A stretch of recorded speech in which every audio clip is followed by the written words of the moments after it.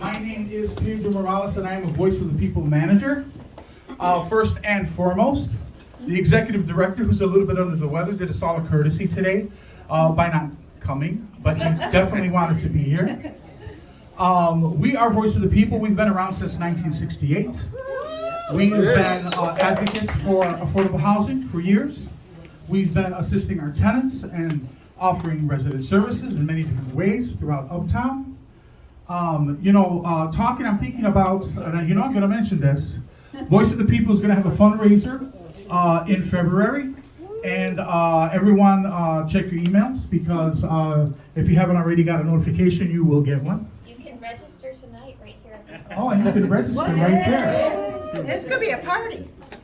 What we, of course, what we want to do and what we always will do is recognize those individuals who are responsible for creating and impacting Uptown with affordable housing and the preservation of affordable housing. And in addition to that, fighting for social justice for financially challenged people and individuals who don't have anyone to speak for them from time to time. So there's a lot of good things happening here at Voice of the People.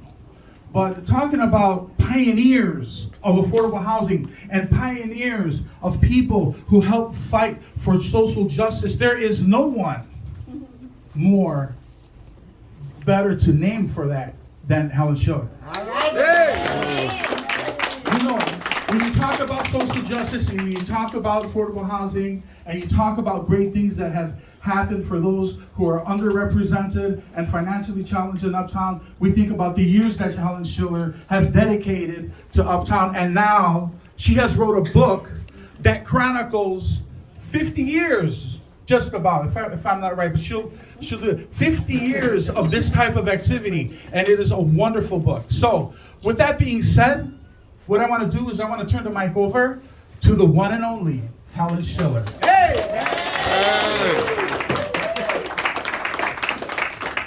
All right. So, hi everybody. Nice to see you guys. So actually, I've been asked, I think, to talk about why I wrote this book, which I'm only going to do for a quick second. And then I was also asked to read something, which I'm only going to read something really short. And then whatever, you can talk to me or whatever you want to do. So I actually have been really frustrated lately by the state of the world and the state of the city and kind of the state of the community. And felt that I had been pushed for many years by Tom Johnson and George Atkins and my son Brendan to write a book. And they've been talking to me about it. They have been talking to me about it since the day since before I left City Council, so it's a long time. But I wasn't ready, and I started writing stories after the after the 2016 election cycle. Which really was very frustrating. And then when the pandemic happened, a lot of things happened in between, but when the pandemic started, what else was I going to do but to write? So I started writing. It was the one thing probably that saved me from the hermit that I really am, because I could have just stayed in my house and done nothing, which I loved, actually. So the book is written, and it's written from the perspective of telling the stories that hopefully provide some insight, but mostly maybe hopefully some lessons. And I really wanted it to be easily read, so that's why I did it like that. And but I realized from day one that the very first chapter is a story about my dad keeping me home from kindergarten to listen and watch on TV the Army McCarthy hearings. And as soon as I started writing it, I realized, probably a lot of people don't even know what that is. And that was such a big part of who I am. So I realized from the minute I started writing that there was a lot of context and history that had to be in here. So the challenge was to write something that was readable, but had all that information. The primary criticism I've heard, at least that I've taken as a criticism, has been that it's really jam-packed with facts. Jam-packed with facts. which is kind of my persona, my thing, right? So hopefully in spite of that, and I think maybe in spite of that, it's still very readable, it's still stories. I tried to keep the chapters short, some of them were hard to do that. And the first 70 or so pages are about the context of who I am, and the next 200 and some pages are really about Uptown, before, up until Uptown and our citywide coalitions, as well as the work here through the time that, until I became alderman. And so the rest is about when I was alderman, but honestly, it's only been another 100 pages, which some people have kind of laughed at. But it's jam-packed with stories and information. So I'm happy that you're gonna see it and read it, and I hope you are able to enjoy it as a good read, but also that it's informative and helps you in some way. I got to the end of the book and I realized that the consistent themes throughout the book, all in my response to them and my method of work that I learned and used, especially when I was alderman, really were embedded in what I learned in the late 60s and early 70s, and especially when I was with the Intercommunal Survival Committee, working under the direction of the Black Panther Party and really learning method of work from the party and learning and focusing on the 10-point platform and program, because that is, those points are consistent. There's changes that over time that, you know, were necessary, and the platform actually slightly changed over time because life in the world changed over time, but not the primary basic principles. And much of it is, much if not all of it is still true. Solutions might be slightly different, but the issues are all there, and it was so clear when I got to the end of the book. So the end of the book actually is the 10-point platform and program, followed by a 10-point guide of action that we took from a speech that David Du Bois gave in Chicago in the, I don't know when, mid-70s, I guess, late 70s. So that's what I'm gonna tell you about the book. Now, because I was asked at the last minute, or clarified the last minute that I should read something, I'm gonna read you from the acknowledgements without going through all the acknowledgements. There's a bunch of people in this room who I did acknowledge, but apparently not everybody. But I think this is, I think it's a good way to start, or to kind of, as opposed to reading one of the stories. Okay, so there are very few things we do in life that are not a product of the hard work and struggles of those that came before us and on whose shoulders we all stand. The justice we seek takes commitment, sacrifice, passion, heart, and so much more. It is not just a cliche to say that failure to know and understand history condemns us to repeat it. But knowing and understanding history is no easy feat, and yet so necessary to any quest for justice. In the United States, this is highlighted by the continuing impact of compromises made centuries ago during the founding of our country. We still struggle for that elusive right of all people to life, liberty, and the pursuit of justice, a pursuit made all the more difficult by the codification of slavery and the ensuing legal and cultural embedding of white-skin privilege in all facets of our lives. However, justice does not have a color or gender. It's a universal concept and a universal demand. There's nothing more impactful than this ongoing demand and the protracted struggle it has engendered. We live in a complicated world where loyalties are easily divided and fact is all too often mixed with fiction, making it hard to sort out what the true history is. Truth matters. The task of learning from the past to avoid repeating the actions that have prevented the pursuit of justice for all is impeded when actual facts are perverted. By our nature, human beings make mistakes. That's how we learn. But when an atmosphere is created where mistakes, or the perception of mistakes, are used as tools of attack, an environment is created that engenders the opposite of truth. In fact, it is the kernel that opens the door to the fascism my father warned me to be wary of. During my early forays into electoral politics, some of you are going to remember this, my supporters were labeled Chileristas, an allusion to the Sandinistas in Nicaragua and a not-so-veiled attempt to defame me. I bore it as a badge of honor. This book is my nod to all the Chileristas and an expression of my pride of being able to make even the smallest of contributions to the never-ending, ongoing pursuit of justice. One more paragraph. While we can't know for sure what the future will bring through political education, knowing our past, and political action in and out of the electoral arena, the C will be created as often as necessary to ensure that the arc of justice expands its reach to its ultimate realization. Lest we forget, change does not come without friction, but justice is well worth the trouble.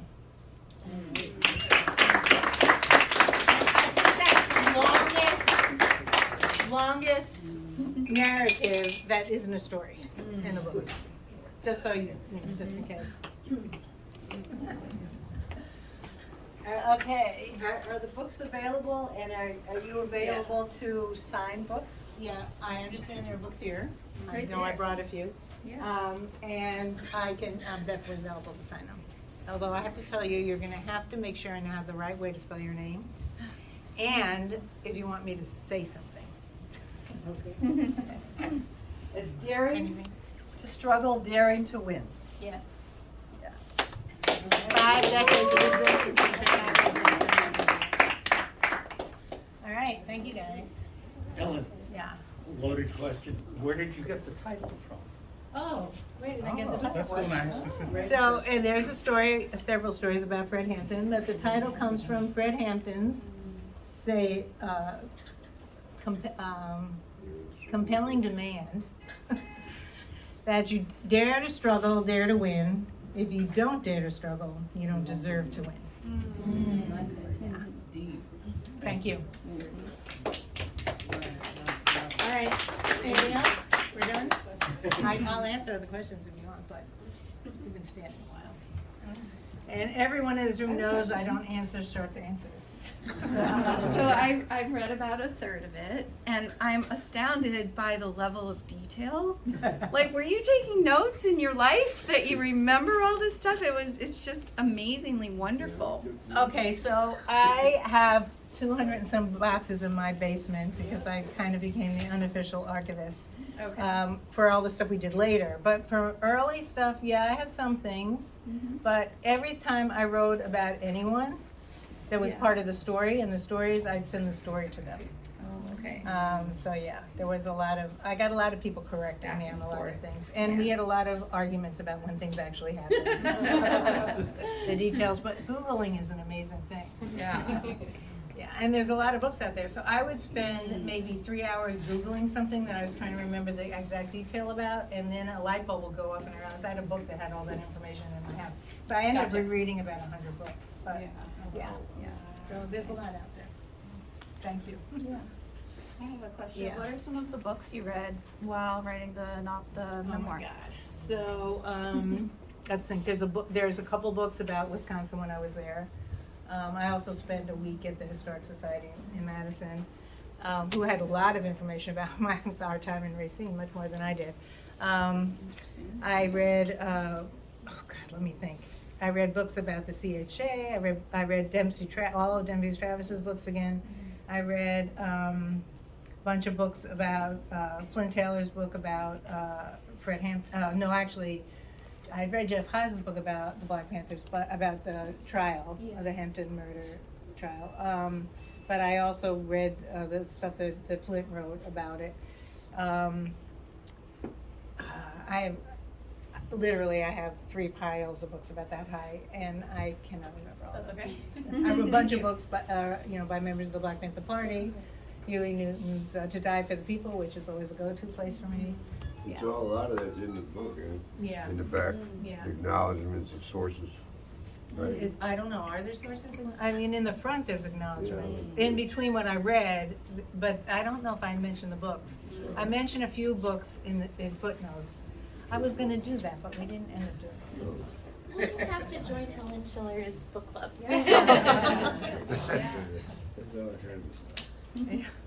Anyone else? Start with the Huey P. Newton reader. That was what? I said start with the Huey P. Newton reader. Yeah. That might be a good thing. So how much, so this is a lot of folks who have an especially deep interest in Uptown. How much of the book and what kinds of stories are kind of embedded? Okay, so I think it goes like something from chapter 13 to 50 in Uptown. I'm not sure actually, but, so I start with, when a group of us first came to Uptown. We were recruited to come to Uptown, some from Racine, Wisconsin, some from, St. Louis, to join people in Chicago. Jack was one of them. And to, to be part of the formation of a group called the Intercommunal Survival Committee, which was a cadre of white people working under the direction of the Black Panther Party, organizing white people, poor and working white people to join the Black-led struggle for liberation, and we came to Uptown. All of that is in the book, and the first thing, we did a number of things initially, almost all related to, well, we did when I got here, we did a clothing program, but then we worked really hard on the campaign to defeat Edward Hanrahan, who had been responsible for the police who murdered Fred Hampton and Mark Clark, and then we did successfully, he was defeated. For those of you too young to remember. And then we had a big rally at the Aragon, which was a rally to end police brutality and establish community control. And then in December, Jack and Slim and Peggy Terry ran for the Model Cities Council, which is explained in the book for those of you who are too young to remember.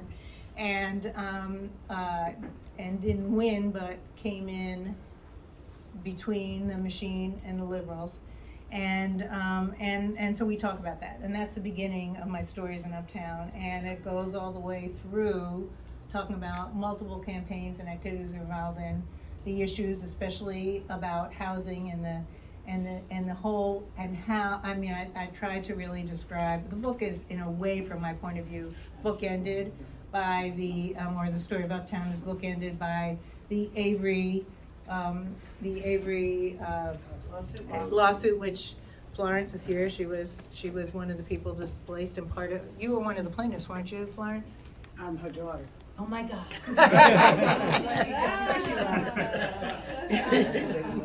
Yes, of course. Just like her. She was one of the plaintiffs, right? Yes. And I believe her picture's in the book, on the picture with Jim of all the plaintiffs. She's resting. Oh my gosh. There she was. Wonderful. Florence. Okay, so is bookended from the Avery lawsuit, in which we charged that the city was engaged in a conspiracy with HUD and a private developer to destroy an racially and economically integrated community. The federal judge agreed there was a cause of action on the integrated part of that, but withdrew from the complaint the economics, since there's no guarantee in our Constitution that there be any kind of economic parity, which I think is really knowing and telling. At any rate, I think it's bookended by that and the Fix Wilson Yard lawsuit that was filed against me, the city, and a private developer, Peter Holston. And I don't know if they included any of the other players. I don't think so.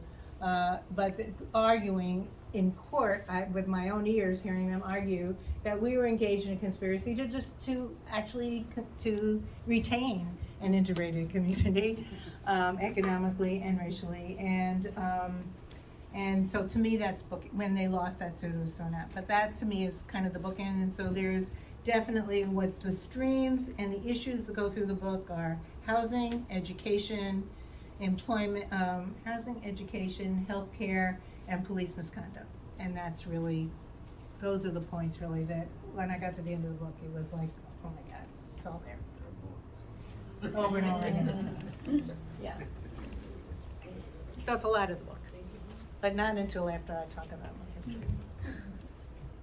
And more than when I talk about being alderman. Although a lot of that's about Uptown. All right. Anything else? Cool.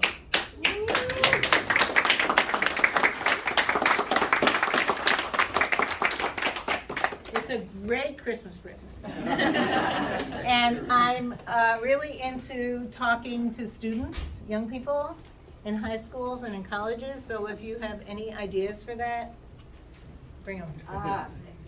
Yeah, and you're wonderful at that. You, as someone who benefited from my class, Yeah. you came in with this, really being able to go into the depth of history.